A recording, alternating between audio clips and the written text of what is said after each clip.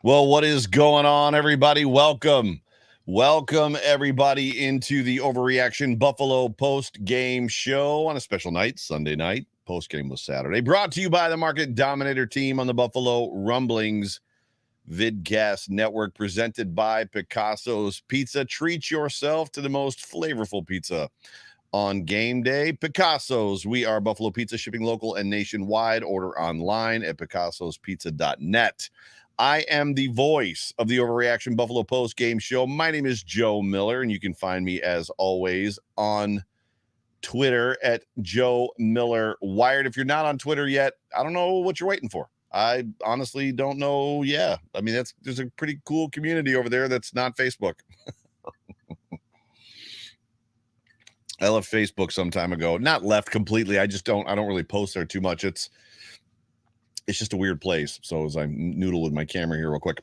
Yeah, so jump over to Twitter. If you're not following me already, please follow me. And if you follow the Overreaction Buff at Overreaction BUF handle, I will follow you back on that one for sure. That's your best way to stay up to date on everything that I've got going on. But please do me a favor, whatever platform you are consuming this podcast on, whether you're listening to it in audio form or live now, like, subscribe. I am also Super Chat Live, which basically means if you want to get my attention, if you want to ask me a question, please do me a favor and super chat me. I am recording a podcast. So this is a monologue is what this is called.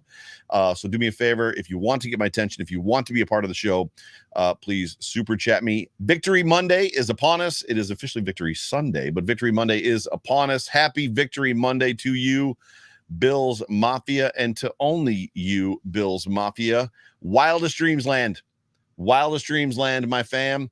And on that note, if you have not yet seen it, there is an official Wildest Dreams Land t-shirt, and I was wearing it last week, and you can get this. It comes in what? Red, gray, blue, maybe white. I think there's a sweatshirt version of it. You can get this t-shirt at buffonweck.com. There's also the shirt that I'm wearing right now, the Overreaction sports shirt, which is me. It's actually me and Jay Spence, but you know, for all intents and purposes, it's me. So jump over to buffonweck.com and get yourself, for Christmas, it's still right around the corner, you got time, a Wildest Dreams Land t-shirt. So it's good to have all of you with me. There's a whole bunch of people up in the chat. Daniel Gowries, Elliot, what's up, dude? Elliot Eisler's in the room. Scott Summers in the room. Who else is in here? McMaddy's in the room. Tracy Fictor's in the room. My buddy Randy Johnson, his son Eric Johnson. So the whole Johnson clan is here. Mike is in the room. Mike Kinsley. Good to see you, Mike. Yeah, there's a bunch of you. A whole bunch of you up in the chat. And no matter where you are, no matter what you're doing, no matter how you are consuming this show, whether this podcast finds you around a cup of coffee, at the gym with your AirPods in, or on the drive to work, or possibly even watching me live right now, let me just say one last time, welcome. Super good to have you. Before we move on or go any farther, like we always want to do, we want to give the title sponsor his time. So take a quick second to listen to the Market Dominator team. Hey, I'm John. And I'm Scott. And we are the Market Dominators. As the buyer specialist on our real estate team, I love helping people find and buy homes. But really, it all comes down to having a strategy, a winning strategy, much like our Bills. And as the listing specialist, it's really important that we win too when we sell a house. Yep. So we like to educate, advocate, negotiate, and dominate. Listen, my good friend Joe Miller, we're so grateful we have the opportunity to sponsor your show and all of Bill's Mafia who tunes in and listens in. So if you're looking to sell or buy in real estate anywhere in the country, you reach out to me directly and we will respond. 716-570-3298. And to all our Bills Mafia and family out there and friends, I have a feeling he was going to say go Bills and it cut off. That was amazing. That's called Joe just getting that video literally about 20 minutes ago and not proofing it, watching it ahead of time. So that was clutch. So on behalf of Scott Cantillis, John Spaschik, the Market Dominator team, go Bills. And if you are in the market to buy or sell a home, please give the Market Dominator team a call. 716-570-3298. The number again, 716-570-3298. And they can help you whether you are in Western New York State, or outside the state as well, as far as I know. I believe that's how that whole thing works. But yes, so good to have every single one of you. The Buffalo Bills, 11-3, baby. The Buffalo Bills are 11-3. Yesterday, the 8-5 Miami Dolphins headed into Orchard Park, Highmark Stadium, looking to shorten the division lead on the 10-3 Buffalo Bills, but it just was not meant to be. The Bills continue to sit atop the AFC East and the AFC, now with a record of 11-3. The Chiefs won today, Sunday, as did the Bengals. So the Chiefs are still just a half game behind the Bills. Bengals, I think, 1 game behind the Bills, but there is obviously the big Cincinnati-Buffalo showdown in Cincinnati in 2 weeks. But what does this mean? Well, right now, not really anything, outside of the fact that the Bills have now made the playoffs 4 straight years. They've also made the playoffs 4 out of the last 5 years, or I should say, yes, 4 out of the last 5 years. Or I'm sorry, I got that wrong. 5 out of the last 6 years. So 4 straight years. I should have put a comma in my notes, and I didn't. So they've made the playoffs 4 straight years and 5 out of the last 6 years, which is remarkable when you consider where we were 2016, right? Going into 2017. Where we were 2017, before we drafted Josh Allen, what Josh Allen looked like in 2018. And then obviously going into 2019, when Aaron Schatz from the Football Outsiders said that in every simulation that we've run, the Buffalo Bills with Josh Allen at quarterback, and they'd run 1,000 simulations, never make the playoffs. So that was 2019, and the Bills and Josh Allen defied all odds even back then. But 4 straight years, 5 of the last 6 years, the Bills have officially clinched a playoff berth and are on the inside track to win the AFC East for the third straight year. Absolutely incredible. And that they can do, Bills Mafia, with a win in Chicago next week on Christmas Eve. It is legitimately wildest dreams land for those of us who are Bills Mafia. Got our first super chat. This is from McMaddy. McMaddy, thank you so much for the super chat, and thank you for being a part of the show. The Bills have this amazing ability to make wins as stressful as possible. We're going to talk about it. We're going to talk a little bit. It's I will say this. I wasn't overly nervous during the game, but there was, and I'm gonna go more into it. There was moments in the game as I was sitting in the stands that I was just like, please don't have us lose, like not to this team on this night after all the weather hype in Florida, like earlier this year, and then all the weather hype this year. But yeah, it was a little bit of a nail biter, but stick around for the story of this game, because to me, I'm going to do a very good job of kind of creatively describing what you're talking about and why it's important. As far as the Bills, as you said it, making wins as stressful as possible. So McMaddy, thank you so much for the super chat. I appreciate you, bro. Yes, it's wonderful. But Josh Allen said in his post game, that from here on out, it's 1 game seasons, due to the 1 seed and then the actual playoffs. So the Bills know the prize that's in front of them. They know the goal that is in front of them. Their goal, the only goal they have at this point in time, is to win out.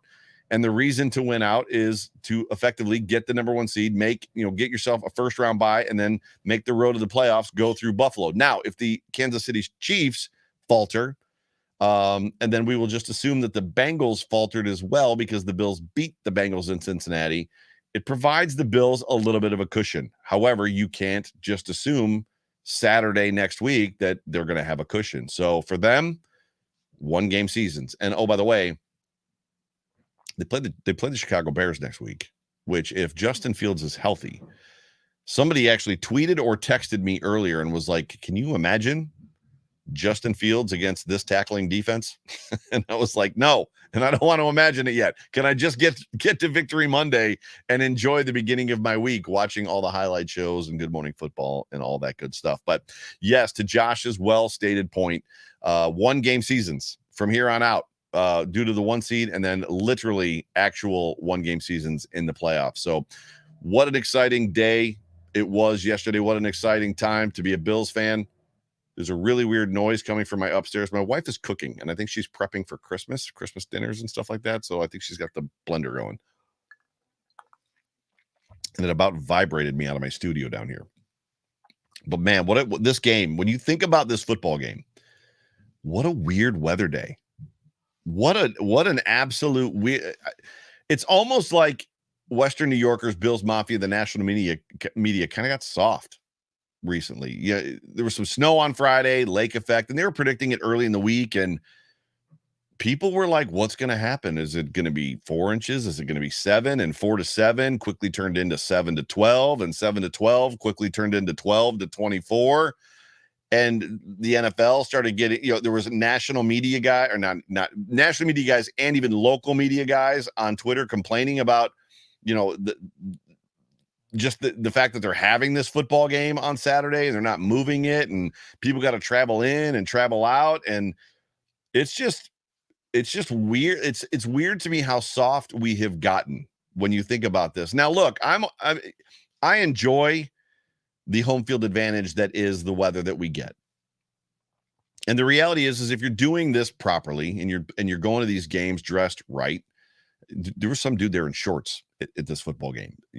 People taking their shirts off. Like, it's crazy. But if you're there, you can sustain being in 32 to 25 degree weather. It's not too difficult. Now, 7 or 4 or -4, whatever it was last year during the Patriots game, yikes, that's a little too cold for me. But to be worried about snow and getting in and out, it just, to me, there was just a lot of flack, like the NFL catching media heat, right, for not moving this football game. It's like, come on, can we not do this? But my dad actually bailed on the game on Wednesday. So when the news came in, the rumors came in that there was going to be snow and it was going to be cold, my dad's like, yeah, I'm out. I was like, okay. So I offered McKenna the ticket and she jumped at it, my daughter McKenna. And as the week kind of went on, as I was just describing, 4 to 7, 7 to 12, 12 to 24, there was deteriorating weather reports, to include it was supposed to go from 33 degrees rather at kickoff down to 25 degrees and 30-mile-an-hour winds in blizzard conditions. And I was like, dear God, no. Like, let's not do this. And I gave McKenna probably 15 outs to get out of this game, and she was just legitimately determined. Like, I'm sitting there and I'm texting her and I'm like, baby, if you don't want to go, we don't have to go. Oh no, I want to go. The next text, we're gonna have to wear like 7 layers. Are you sure you want to go? Yes, period. Like, it was the response. I tried to get her to, I was working my way to effectively not have to be at this football game. And even as I was doing that, I'm thinking to myself, this could be one of those historical games, right? The 2017 Color Rush game against the Colts and all that snow. And there's a lot of memories and people remember being there and blah, blah, blah, blah, blah. And then it's like, yeah, but the snow and the cold and the wind and yada, yada, yada. But we went. We went. And I'll be honest with you, before I get to the game information, the game stuff, this was the weirdest journey to the stadium that I've ever had. So 2 hours before the game started, we made our way to the stadium, and Southwestern from top 7 corners, which isn't 7 corners anymore. McKinley, Southwestern, 28, all those, not Bayview Road, but you know what I'm talking about. The other road that's right, that used to be right there, like 7 corners. Everybody that's from Buffalo knows what I'm talking about. From there to the stadium parking lot, 3 lanes deep parking lot, nobody moving. As we got closer, the stadium lots were closed. All the side lots were closed. We had to turn around and do a U-turn and go back. Burt's was closed. The ECC lot was closed. 2 hours before the game, everybody was closed. And there was literally 2,000, 3,000 cars on Southwestern that basically had no place to go. We ended up parking at the Fuji Grill, Burger King, like little parking lot right there, and walked whatever that is, 1.5 miles, 2 miles to the stadium, which was not ideal. It was okay, but it wasn't necessarily ideal. I have never seen a situation, traffic like that, trying to get into that stadium. And then obviously the walk back was fine. It gives you an opportunity to warm up your toes, right? Although the snow at that point in time was like smashing me in the face. It was strange. The whole situation, the whole day was phenomenal. I'm just going to leave you with that. Like, the whole day, 100% phenomenal. start to finish, even the hemming and hawing that I went through in my own personal space, the whole thing was amazing. Now, the game, I was there. The snowballs. So we're going to talk about the snowballs briefly, and then we're going to get into the actual game. So the snowball thing, and it's funny because I saw a bunch of people today at church, and they were asking me about the snowballs and yada, yada. And I was like, oh, there was way more than you even saw on camera. Like there was they were coming down like streamers. It was embarrassing. The snowballs were embarrassing on every level. There is no level where it wasn't embarrassing. People were chucking them at officials. People were chucking them at Dolphins players on the Dolphins sidelines. They were chucking them at cameramen. So the dude that's in the big giant rolling camera, like the sideline camera that's like on a crane, they were chucking them at that guy. They were just chucking them into the corner end zones. I don't know why the 4 corner end zones, but for some reason, everybody was not coming from the end zones. They were coming from the corner end zones. People were just throwing snowballs into the corner end zones. And it wasn't necessarily always unlike what is being reported, at Dolphin players. It's not like the fans were just chucking snowballs at Dolphin players. They weren't. When the teams were at the opposite end of the field, people were throwing snowballs into the corners of the end zones on the other side for no reason. They were coming from the upper deck. They were coming from the lower bowl. They were coming from everywhere. It was embarrassing. It was absolutely 100%. I sat there in embarrassment the whole time, just because this is a nationally televised football game. And I know, I get it. You know, it happens in Pittsburgh. It happens in Cleveland. It happens in Chicago. It happens in New England. Any place that there's a snow game like that, inevitably people, the PA announcer and the refs have to step in. Please stop throwing snowballs on the field. You will be ejected. You're, subject to fines and prosecution and blah, blah, blah, blah, blah. I get it. It happens everywhere, but it was ridiculous.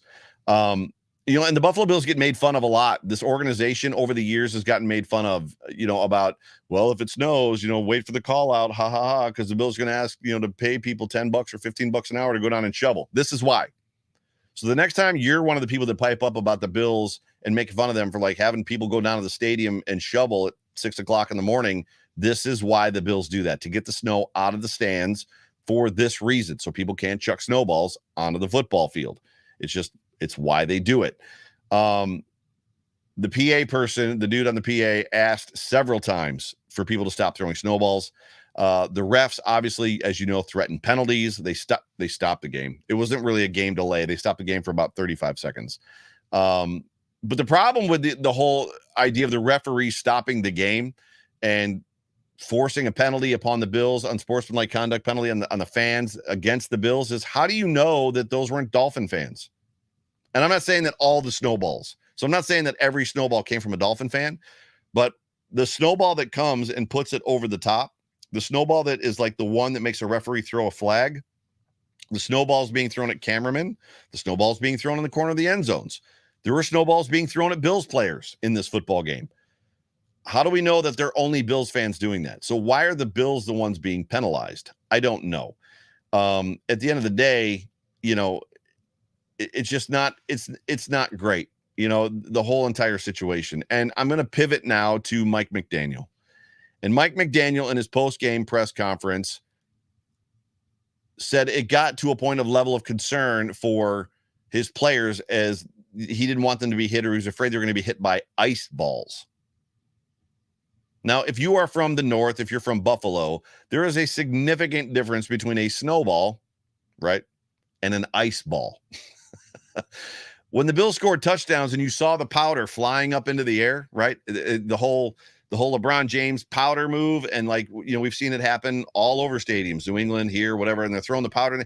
If you can physically throw snow powder into the air, your first thought in your brain should be like, there's no ice balls. It's all powder. It's all snow. Now, it's packable powder. It's packable snow for sure. There was also 2 instances, if not 3. One of them I saw specifically, another one McKenna saw, and then the guy sitting next to me said it happened as well, where Mike McDaniel was literally on the sideline towards the warning track where the camera runs back and forth, goading the fans to throw snowballs at him. So he was down there. He was kind of having fun with it. He's like, yeah, come on. Like, can you hit me? Can you hit me? Type stuff. And And then to come out in his press game conference and then act like somehow he was worried for his players, worried for anybody, is just a little bit, in my opinion, ridiculous. He was a part of it for all intents and purposes, like legitimately a part of it. So there were no ice balls. Mike McDaniel was not concerned for his players. It was wildly embarrassing. It was 33 degrees. It was all fresh powder. There was no ice.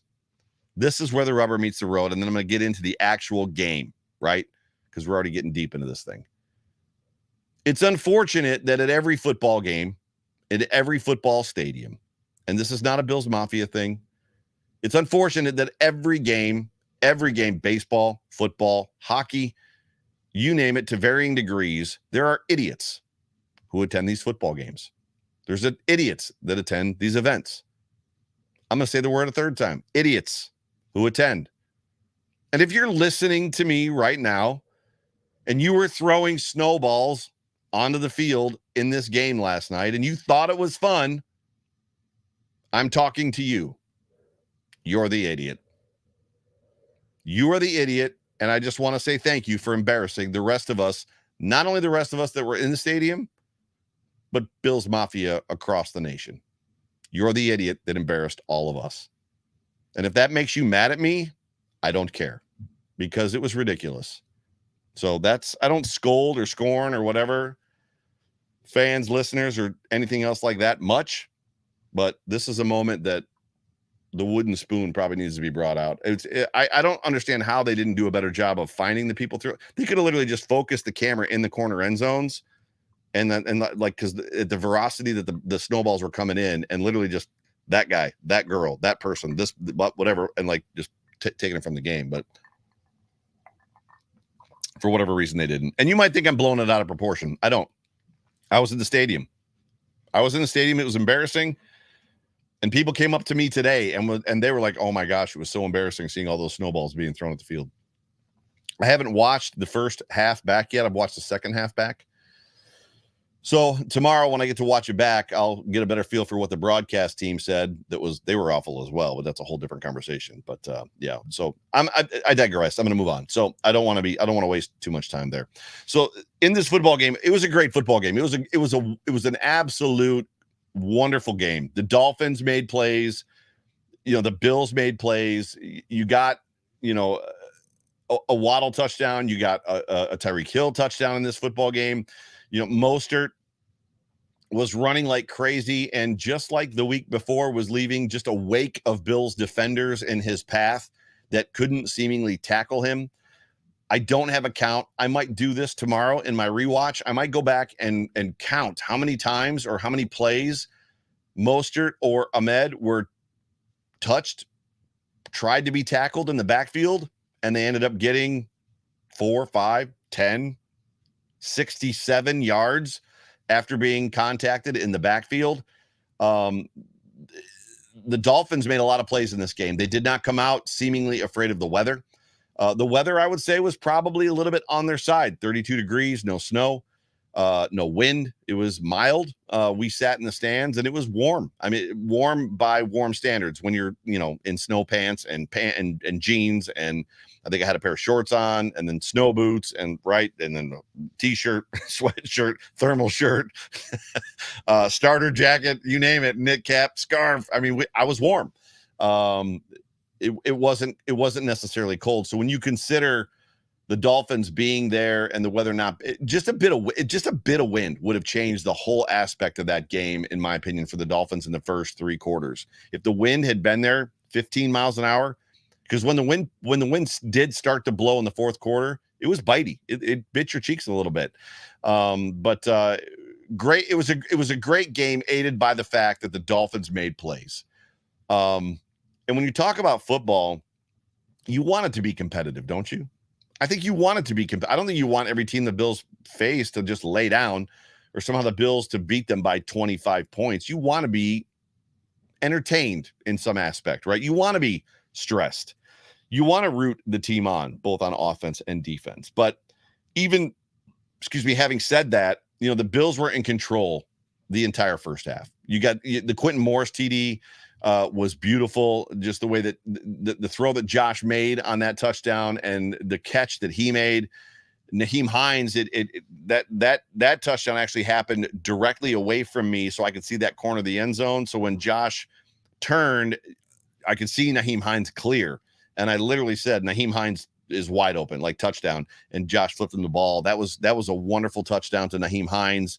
You know, they were holding the Dolphins to field goals in this football game, which, you know, against that team, against the Dolphins with a relatively good defense, right? With Jalen Waddle, with Tyreek Hill, with that offense, and Tua, who played a good football game. If you can hold them to field goals, you'll take it all day long, because we're going to score touchdowns. We're going to score touchdowns. Let's hold them to field goals. And that's a big essence, or a big part of the bend and don't break defense, right? Bend to the point where they make mistakes, or bend to the point where they score field goals, but you don't break and allow them to score touchdowns. Well, that worked for a little while. The Dolphins continued to play hard.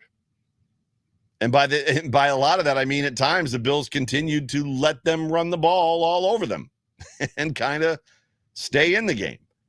The running averages in this game, Raheem Mostert had almost 5 yards a carry without the long one. So if you remove the long run he had, he still averaged almost 5 yards a carry.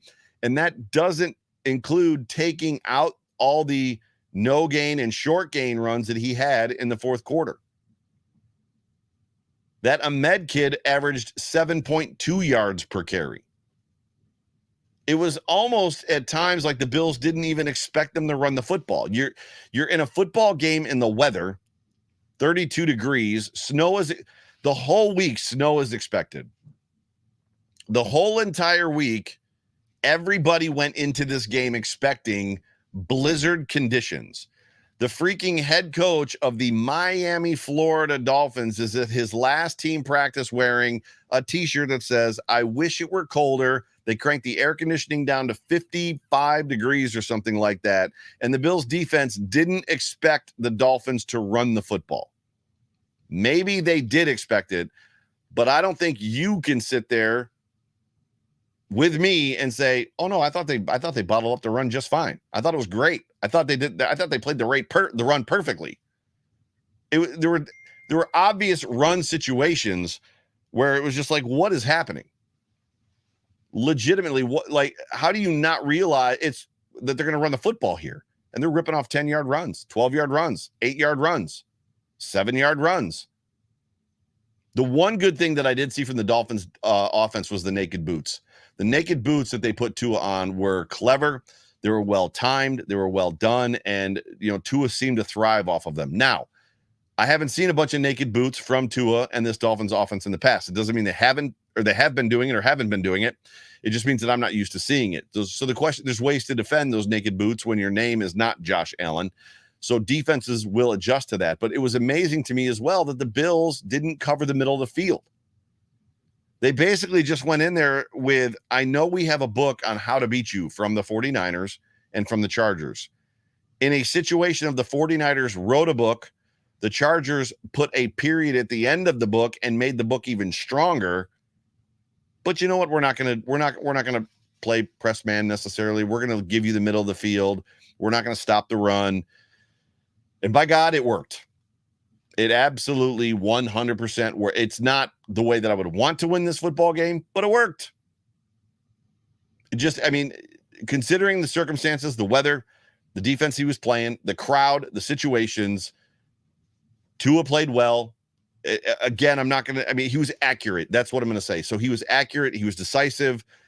He didn't recklessly throw the ball to just portions of the field where nobody was at, like he did against the Chargers. He was composed. He played a very good football game. Now, how much of that the Bills, I would say, aided him, I don't know. The Bills still scored 32 points, but, they scored 29. I don't want to see the Dolphins put 29 on this defense. I think this defense is better than letting the Dolphins put 29 on them. I think they have the horses that it takes to keep the Dolphins in check. To me, I came into this game thinking the Bills could put 45 on them, maybe 50, especially with the weather. Didn't happen that way, but that's why they play the football game, right?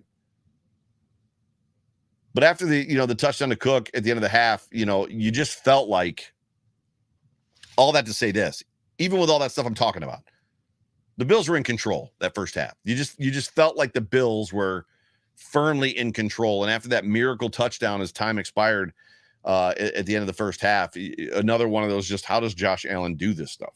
How does he do this? And it's not even like he does it once in a while. He does it again and again and again. Like, this is just who this big giant freak is.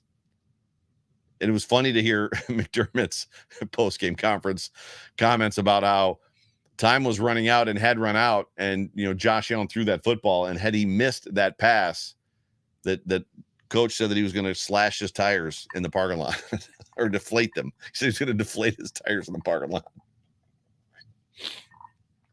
Just funny. You got to love the personality on this team. Like, it's just fun. But anyways, as I was saying, you get through the first half and you feel like, regardless of the score at that point in time, and I've got the score here just to refresh my memory so don't get it wrong. End of the second quarter was 21-13, right? The Dolphins at this point had scored on more possessions than the Bills. Is that right? 7, 10, 13. No, I guess 3-3. So the Bills had just scored at the end of the half. So 3 possessions to 3 possessions. But you just felt like the Bills were in control. Like, especially if they could come out at the end of the second half and put another tutty up. Another touchdown puts them at 28-13, and you're like, oh, this game's, it's not over, but the Bills are, they're completely in control. So even with, right, giving up the runs that they were given, even with giving up the middle of the field, even with allowing the Dolphins to kind of get the yards they wanted to take, take this stuff that we're going to give you. Take this, go ahead, take it. Even with that, they weren't really getting exploited.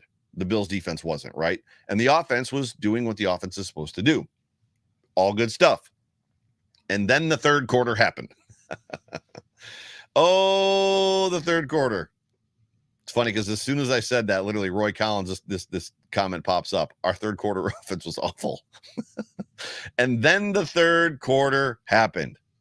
Dude, you can fire that third quarter right into the sun.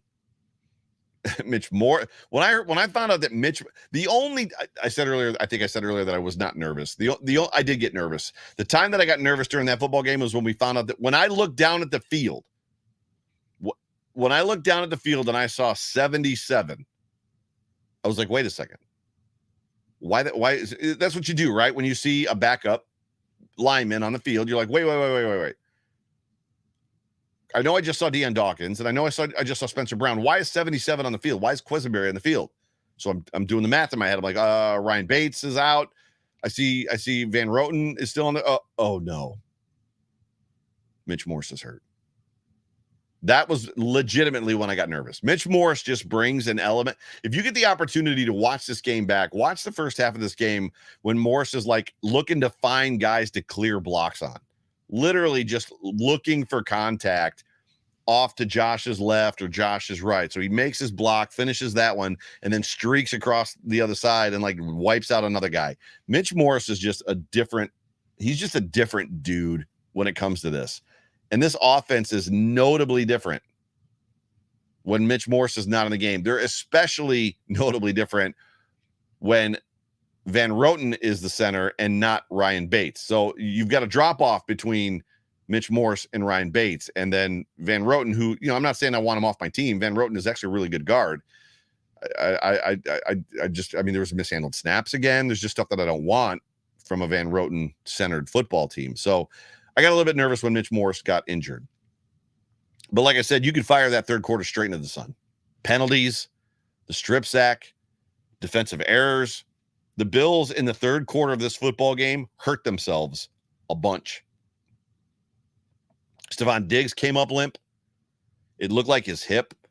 And then later he actually had another play where he took himself out. And when he took himself out, I could see him perfectly because I'm on the visitor sideline. He literally went over to the sideline and knelt down and was in obvious pain. Now he came back in the game and he celebrated with the team. So you don't know how badly he's hurt or if he's injured at all. But if I was a guessing man from what we have seen from this team in the past, I would not expect to see Stefon Diggs suit up this week against the Bears because of the injury and because of the opponent, if that makes any sense. I think the Bills probably going to look at this and say, we can win this game and allow Diggs to get healthy for the playoff run. But yeah, so that third quarter, you want to see good teams, and I'm going to get a little bit ahead of myself. You want to see your team become a good team. And you know you're a good team when you can overcome mistakes that really hurt you. Now, the Bills had, I think the number was 6 mistakes where they hurt themselves the first time they played the Dolphins, and they couldn't overcome them. They just could not overcome those mistakes. They committed enough mistakes in the third quarter of this football game that it literally could have slipped away from them, but they overcame them. And that's what you want to see from your team. That's when you know your team is becoming a good team. More on that in a second.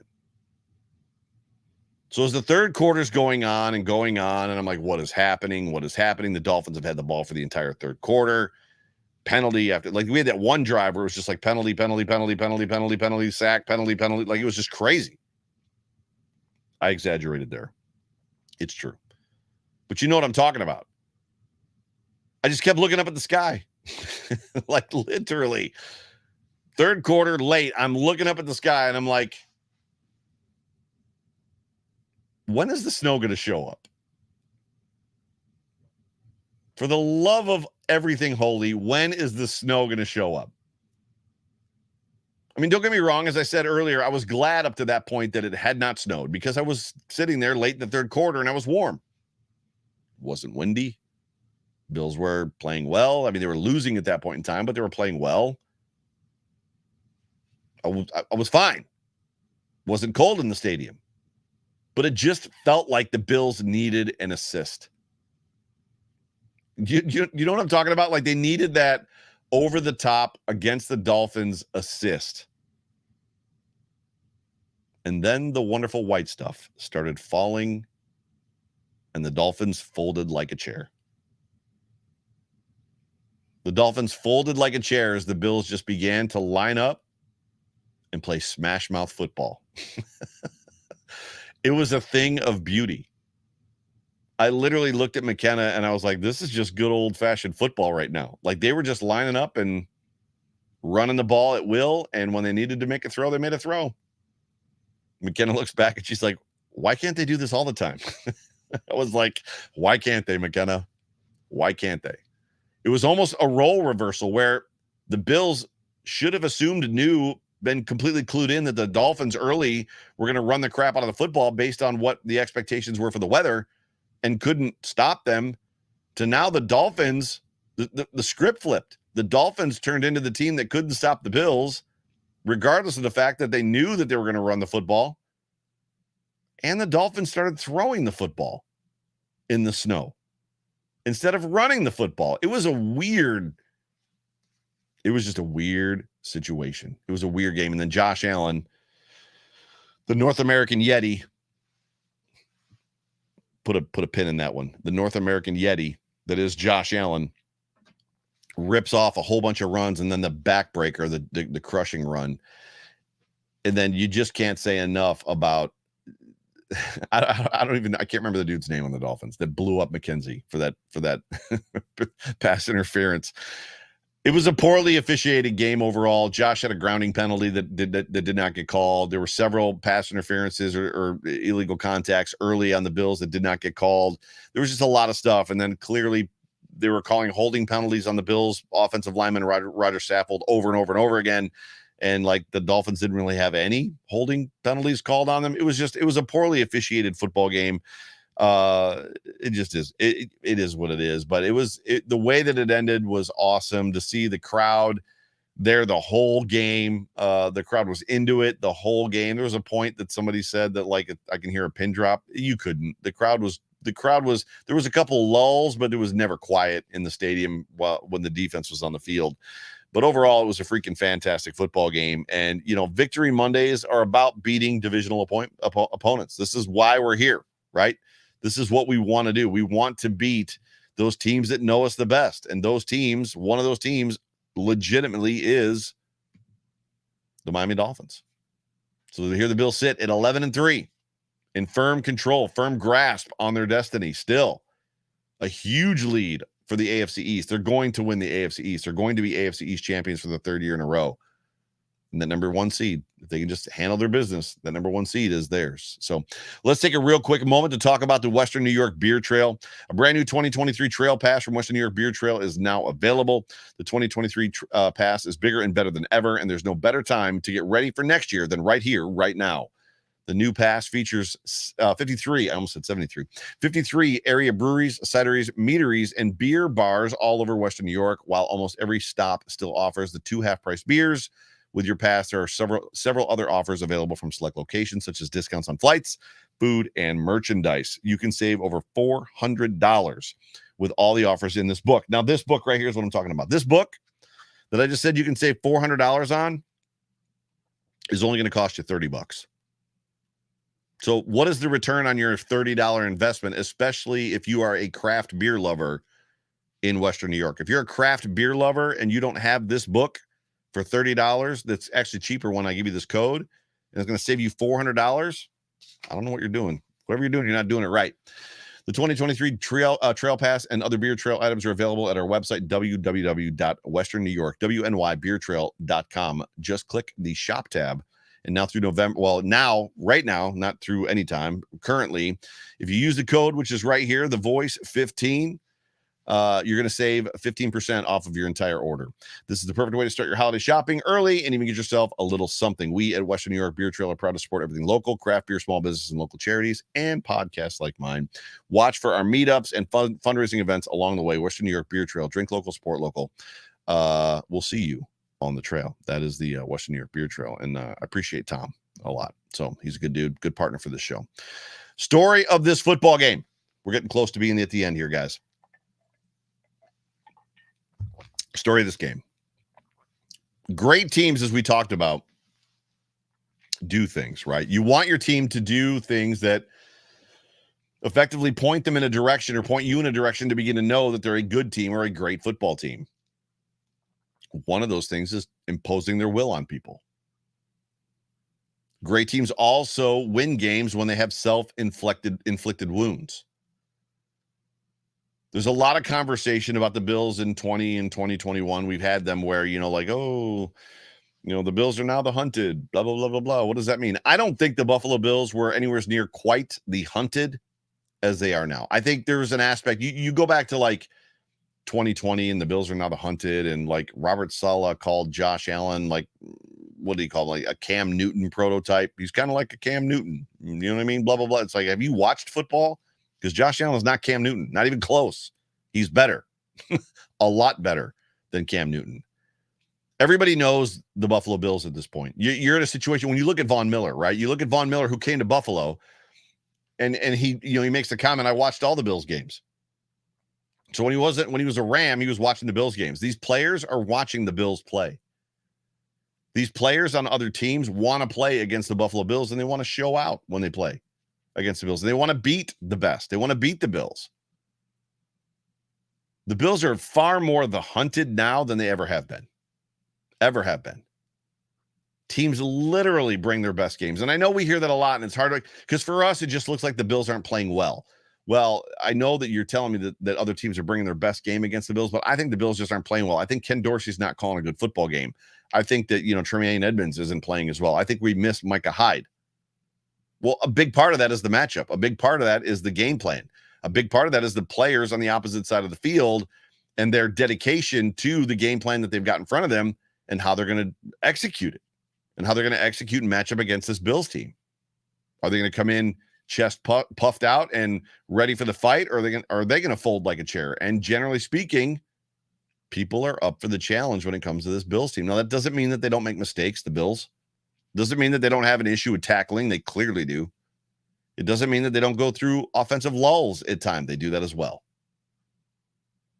But the Bills are finding ways to win. They're finding ways to win.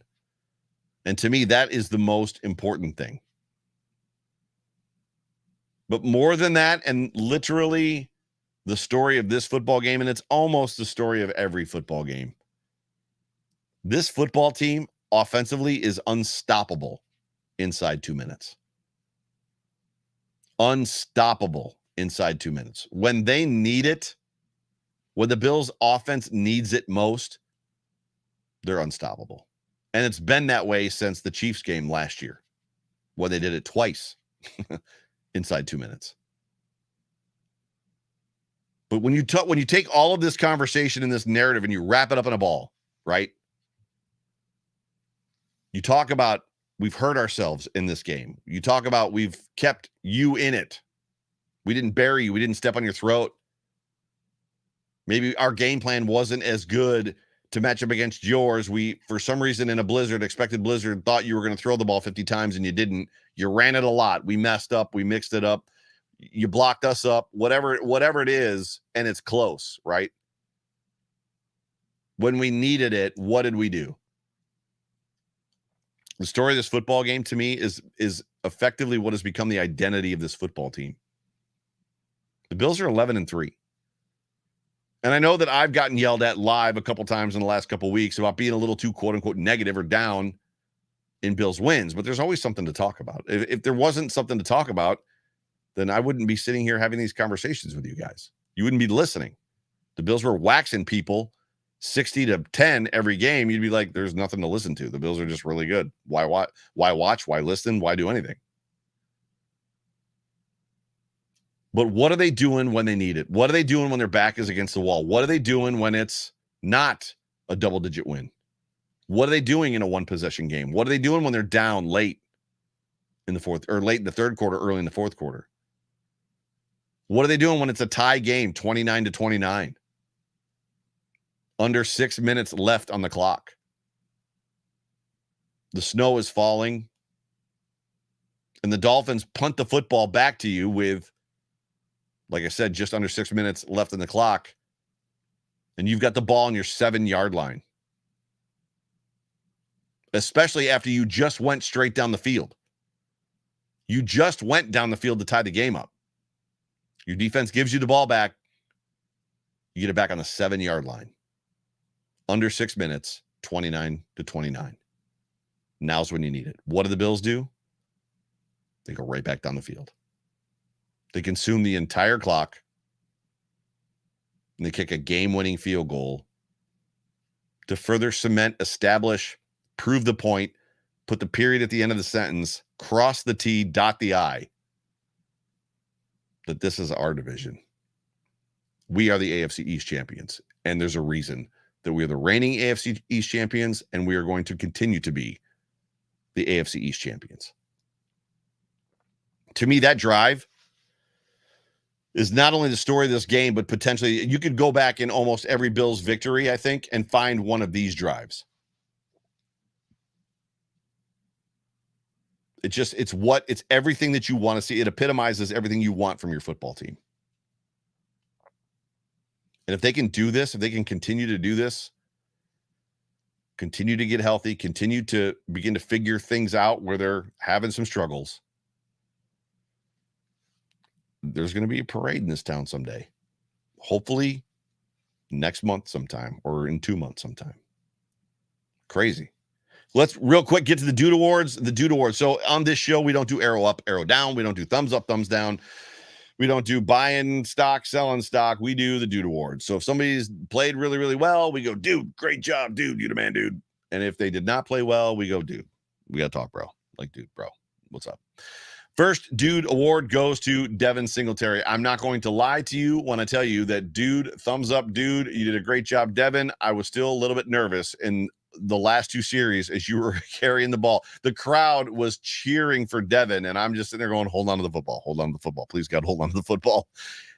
Devin put this game away. He was determined. He was decisive in his runs in those last two drives, found the holes, the cutback lanes, 6, 7, 8 yards per carry. Devin Singletary was clutch in this football game. He gets my first Dude Award. Great job, Devin. Second Dude Award goes to Josh Allen, that big North American Yeti. Josh Allen is just, he's a different machine, a different animal. It's awesome seeing him 2 weeks in a row continue to find himself and remember the person that he was pre-injury, right? And then the last Dude Award for me goes to Tre'Davious White. It was great to see Tre'Davious White in the game. He was in the mix. He was very much involved in a lot of gameplay. The ball was coming to him. He was making tackles. Yes, he got burnt on the Hill touchdown. Yes, he got beat a couple different times, but these are all steps that Trey's going to have to take to get back to the player that he was before the injury. Now, down dude awards. Dude, we got to talk. My first down dude award goes to Roger Saffold. Roger, we brought you in here to be better. I need you to be better.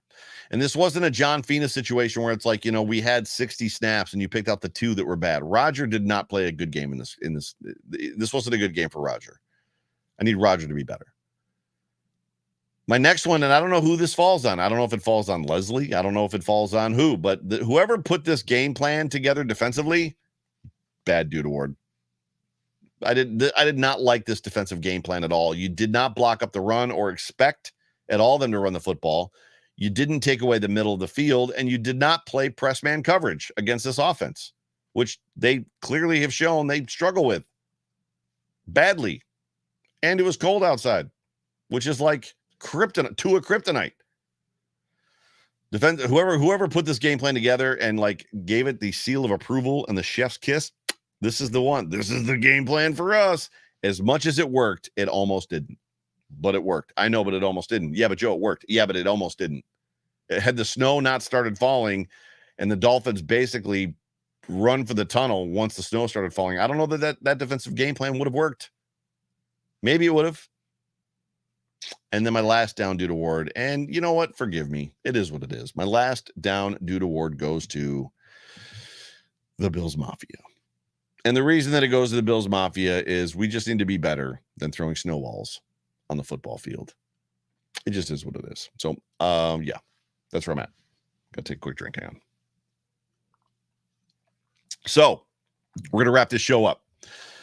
After the football game, when I finally made it back to my truck after my 2-mile walk back, I sent out a tweet that said, how does that win have you feeling, Bills Mafia? The snow falls, and so do the Dolphins. Let me know how you're feeling. Reading your tweets tomorrow night. That's now on the Overreaction Show. The first one comes from the Grace Nerd Podcast at Grace Nerdcast. As a longtime Buffalo sports fan, I'm familiar with the sick, creeping feeling of a loss approaching. I felt it, but they crushed it anyway. A welcome change. Right there with you, dude. Totally get it. Like literally, I was looking at the sky going, where's the snow? We need an assist here, God. Send us some snow. C-Dub, hashtag Bills Mafia at ChrisWell73. Chris, thank you so much for being a part of the show every week. This win has me feeling better than all right. It was awesome. It was awesome seeing Morris and Hines getting their first TDs, but Cam Lewis running into the punter. I was going to give Cam a down dude award, but I think he's probably hard enough on himself, just so everybody knows. Dude, he says, dude. So apparently C-Dub gave Cam Lewis the down dude award. Bills, Bears, Battlestar Galactica. Go Bills, wildest dreams land. Got a quick super chat, another one from McMatty. McMatty, thank you so much again for being a part of the show. How huge has the Daquan Jones pickup been this year? He doesn't get a lot of hype, but the interior D-line is different this year. Well, all you need to know to answer that question, McMatty, is how well Tremaine and Matt Milano are playing. Now, I know that Matt Milano is playing better than before, but still playing well. He's always played well, but there's always been a lot of conversation around Tremaine Edmonds. Well, the reason Tremaine Edmonds is playing the way that he's playing is because he's being kept clean. And the reason that he's being kept clean is because Daquan Jones is that guy. Legitimately, to your point, that guy. So, yes, Daquan Jones is the man. Thank you for the super chat, bro. James Alexander Perks at Mr. J Perks 6789. Very evenly matched game. We were better in the air. They were better on the ground. Just when it looked like the game was getting away from us, down came the snow. Allen's running and well-executed clock management won us that game. Playoffs clinched. 1 seed next. Go Bills. Actually, AFC East is next, then the 1 seed. Thank you for being a part of the show, James. Brandon Altman at Brandon_Altman. Josh is back, he says. Second half almost gave me a heart attack, but the Bills pulled it out in the snow in the end. I think this team is turning the corner. Turning the corner, they're 11-3. They're working on their third AFC East championship. Turning the corner.